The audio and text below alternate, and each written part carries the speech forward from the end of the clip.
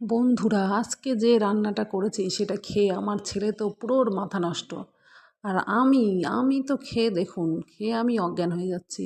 আর কথা বলবো কি, আমি তো খেতেই ব্যস্ত। খেয়ে খেয়ে আমি আর কথাই বলতে পারছি না। তো চলুন চলে গেলাম রান্নায়।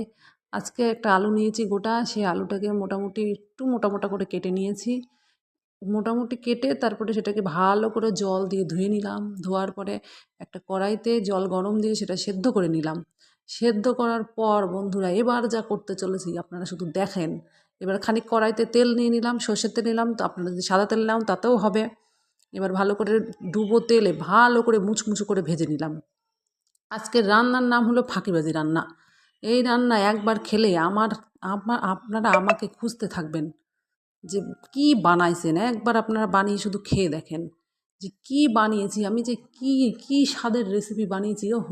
নিজেকে একটা অ্যাওয়ার্ড দিতে ইচ্ছা করছে। তো প্লিজ একবার বানিয়ে খেয়ে